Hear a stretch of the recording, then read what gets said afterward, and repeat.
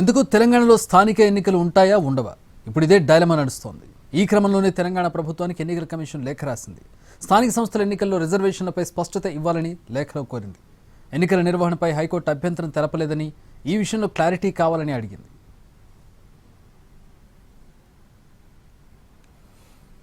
BC రిజర్వేషన్లపై stay విధించిన Telangana high court తాజాగా order copy release చేసింది. జీవో నెంబర్ 9, 41, 42లపై స్టే విధించింది హైకోర్టు.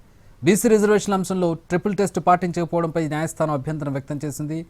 సుప్రీంకోర్టు నిబంధనల ప్రకారం 50% రిజర్వేషన్లు మించి ఉండడాన్ని తప్పుపట్టిన హైకోర్టు వికాస్ కృష్ణారావు గవాలి, రాహుల్ రమేష్ వాక్ కేసుల్లో సుప్రీం తీర్పులను పరిగణలోకి తీసుకుంది. ప్రభుత్వం 4 వారాల్లో కౌంటర్ అఫిడవిట్ దాఖలు చేయాలని, పిటిషనర్లు 2 వారాల్లో రిప్లై అఫిడవిట్ దాఖలు చేయాలని ఆదేశించిన న్యాయస్థానం తదుపరి విచారణ డిసెంబర్ 3కు వాయిదా వేసింది.